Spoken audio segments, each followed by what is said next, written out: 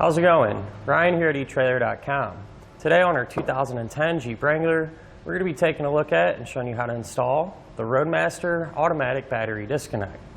Whenever you're flat towing your Jeep, since it is required to disconnect the battery, our disconnect switch is going to make it a whole lot easier. You're not going to have to get underneath the hood, keep track of your tools, and physically disconnect your battery every single time. And with the automatic battery disconnect, you're not going to have to worry about doing that. All you're going to simply have to do is push a button here inside of the cab of our Jeep. So to give you an example, I'll put my key in the ignition and turn it forward. And as you can see, all of our gauge lights illuminate, but whenever we push our disconnect button, it'll completely kill power, and we know we're good to hook it up to flat tow. Now, whenever we get to our destination, as opposed to having to get under the hood and remember to hook everything back up, all we're going to have to do is push that button again, and that'll send power back to our Jeep. Now, keep in mind, our wiring is just one of 5 main components needed to flat tow our Jeep down the road. The other 4 are going to include your base plate, your tow bar, a braking system, as well as safety cables. And since all it consists of is a few simple components, it's really not going to be all that bad to get installed.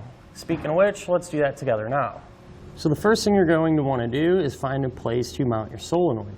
And the spot that I did it is right here on this piece of plastic next to our battery. So we're going to have some included hardware, and that's what I used to mount it. So I just drilled 2 small holes through the plastic and secured it just like that. Now, the way I secured our solenoid is just to use some of the included hardware, and I set this up here against this plastic and drilled 2 small holes large enough to get our hardware through, then just pushed the solenoid over the hardware, put the nuts on, and tightened everything down. From there, what we can do is take our small white wire, and that's actually going to be a ground wire.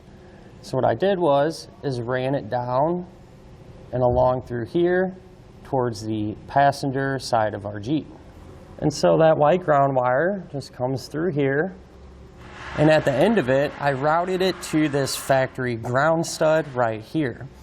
So on the end of the wire, you're just going to crimp on a ring terminal, remove this nut with a 10mm wrench, slide that ring terminal over the ground stud, and then just tighten your nut back down. So then what you would do is come over here to your positive battery terminal and disconnect any wires that's on the stud. Once all those wires are out of the way, you'd simply take the thick red wire coming from our solenoid that is labeled battery post, slide that wire over that battery stud, and in our case, we have a few components that need power all the time, such as our charge line, our braking system, as well as our brake light switch. So I put those components onto the post as well and tighten the nut back down. Now the remaining wires that you took off that positive post will simply go to the other thick red wire coming from our solenoid that's labeled battery cable. So the way that works is you're going to put those wires together, and then it's going to come included with a bolt. So you'll drop that bolt through all of those terminals that are already attached to the wires, tighten it down, and then make sure to tape it up really nice. From there, we can run our gray wire, which is for the switch, to the inside of our cab. So here's the path that I took. I simply just followed some factory wiring here along the firewall over to the driver's side, and then I was able to drop it down and through a hole that we made into the firewall to get it into the cab. And here's where that hole in the firewall is that I ran our wire through, and from there I just ran it up towards the side of our dash.